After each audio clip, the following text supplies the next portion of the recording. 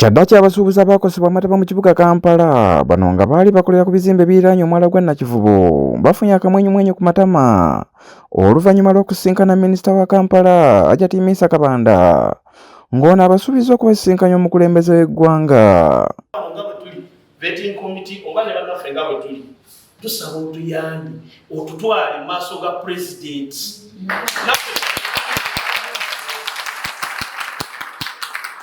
megambire ensonga zaffe atugambye esente zaffe oba ziriwo tuzikime oba tuziruddamu atulage waazitadde abatuufu n'omuwendo gwazo. Abamu ku basuubuzi abakiikiridde bannaabwe mu lukiiko olutudde mu Ndeeba ekisangibwa mu Lubaka Division bano nga bakulembeddwamu abakulembeze mu kibiina ekibagatta ki Federation of Uganda Traders Association ekikulemberwa John Kabanda batotoledde minisita embeera gye bayitamu bukyanga bafuna ekizibu ky'amazzi. Zaffe nze ndi mutunzi wa ngatto zaayubuka amaliba ne giwagezaako okuddabiza olowooze nti enaddawo bw'ogikoonako bw'oti ng'agisiimulako eddiba ligenderako. Mukama wange tuli mu mbeera nzibu nnyo, essuubi lyonna maama otudde wano tukakasa nti ekigambo kyo kikulu ennyo eri abatudde wano ne community esigadde wansi baffe tuli ba representative ba miliyoni z'abantu abaliwa. Maama nkuloopera ne babitwala ewaka nga bwe babirabanga mawulire ku mmotoka, abalala ne beeyazika bwe babiyoleza ebyali bisobola okwozebwa ne byozebwa, ebirya bitesobola ne babisuula. Abantu abo bajja ku gulawundi ng'abantu tebaliiwo. Abamu ku basuubuzi batuuse n'okwoza ku mmunye olw'obulumi bwe bayitamu, abamu n'okwogera ne kugaana. N'ogamba nina akatono kantandike nako tetukyakalina. Twafuuka ekivume eky'okwogerwako kubanga bakimanyi ffe tuli abakazi n'abasajja abawagira pulezidenti Museveni. Tuli bamuvumenti naye abantu batwolekesa ebivumo ne bagamba kati muwagira muvumenti, kiki kyebagaseeko?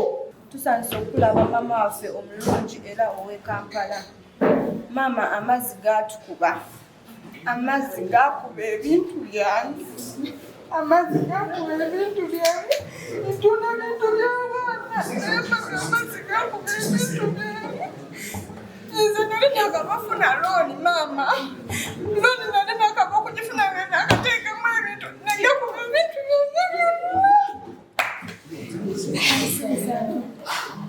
Abasuubuzi bano bazzeemu okuloopera minisita ku vulugu yenyigira mu kuwandiika abantu abalina okuyambibwako ng'omukulembeze w'eggwanga bwe yalagira.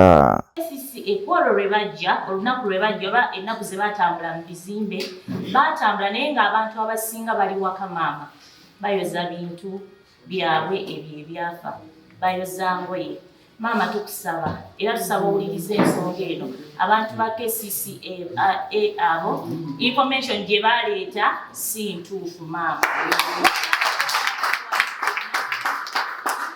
Gye tulina maama yentuufu mukama waffe kubanga ffe tukolera mu bizimbe ebyo era ffe twawandiika abantu abo ffe tumanyi omuntu eyafiirwa n'ataafiirwa akolera mu furo eyo eyafiirwa n'akolera ku furo eyawaggulu maama era tubadde tukusaba mukama waffe ogezeeko okuwuliriza ensonga zaffe kubanga ffe ffennyini ffe abaafiirwa. Oluvannyuma lwa minisita okwogera bano babugaanye essanyu bw'akabatemya ng'enkya bwe balina okusisinkana omukulembeze w'eggwanga bamubuulire ku butya bwe baakosebwa. Munammwe era wonna we mbadde mbanjogera nti nange nnumwa kuba muli bantu baffe. Twali yasobola kati neewozese nti maama oli akaaba manye ensonga lwaki akaaba. Ebintu babitutte mu nnyumba ekimu bakitutte naye esolution eriwo era yakulaba pulezidenti ki w'eggwanga. Saba tubaga ekiwandiiko omukulembeze w'eggwanga kye tugenda omusomera tugenda kumulaba enkya.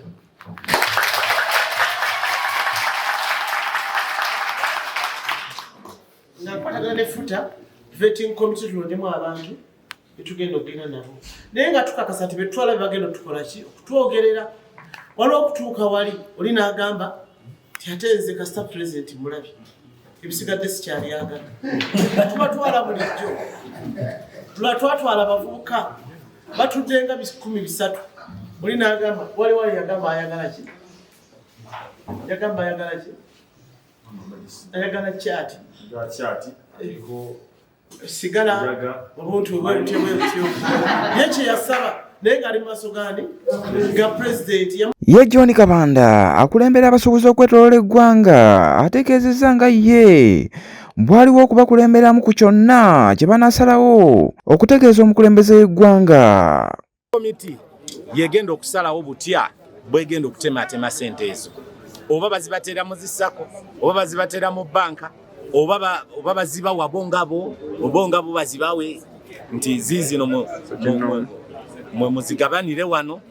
Kinava ku vetting committee kubanga ne lwakubadde nze chairperson naye sisalawo nti sente zaabwe bazikolemu kye. Stephen Sakamate, Magala TV, agatalinda.